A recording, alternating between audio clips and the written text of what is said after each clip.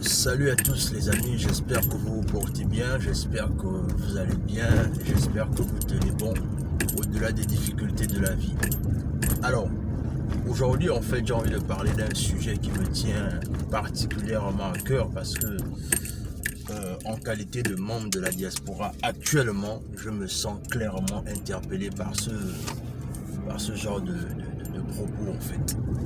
Alors, aujourd'hui, on va un peu parler un peu du pourquoi est-ce que on a comme l'impression qu'il y a un complexe d'infériorité entre ceux qui sont dans la diaspora et ceux qui sont restés au pays en fait. C'est-à-dire, pourquoi est-ce qu'on a l'impression que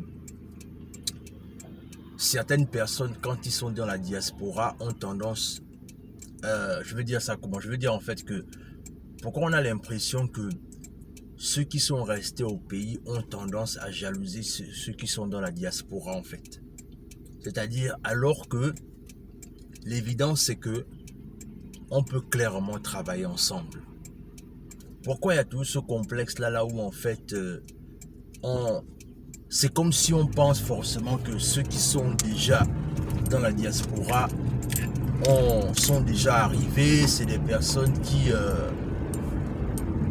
ont déjà tout, mais alors que c'est pas toujours le cas en fait. Et moi je vais dire quelque chose par rapport à cela.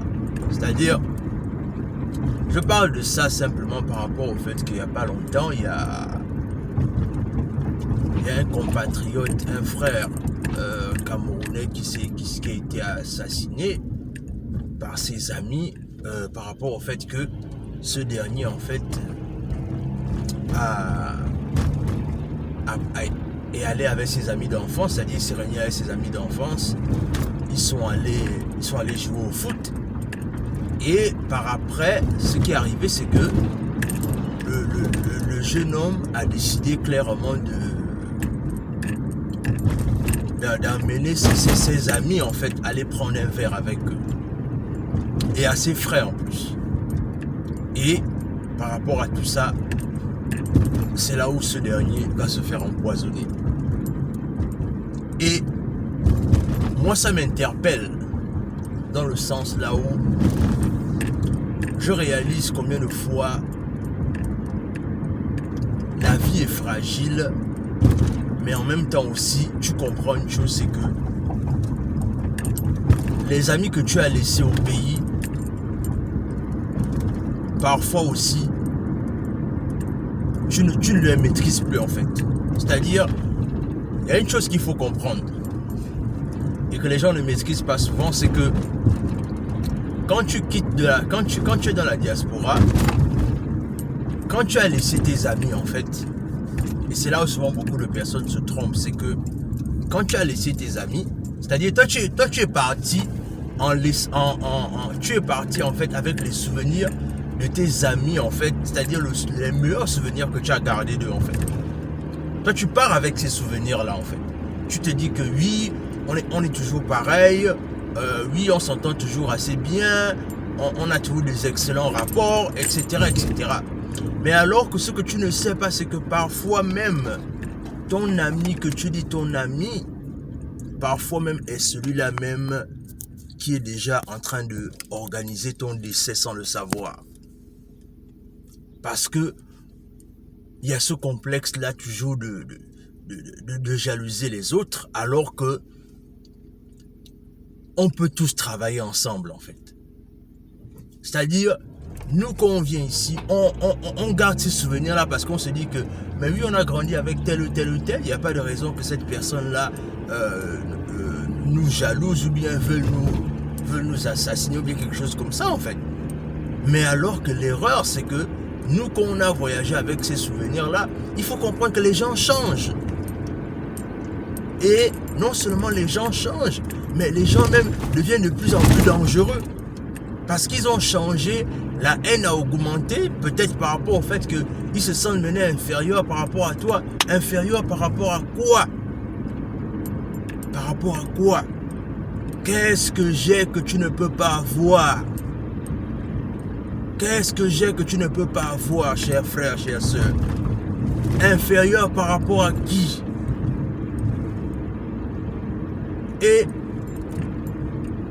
moi j'ai vraiment envie de finir avec ça en disant que il faut qu'on comprenne que la diaspora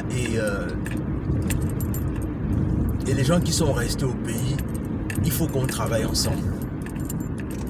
C'est-à-dire, ne nous voyons pas comme étant des compétiteurs, parce que là aussi, c'est là où il y a un grand problème. Vous savez, quand tu es dans la diaspora, il y a quelque chose que tu dois savoir. C'est que, déjà, en étant dans la diaspora, parfois, tu peux être une menace pour ton gouvernement, parce que les gens ne veulent plus.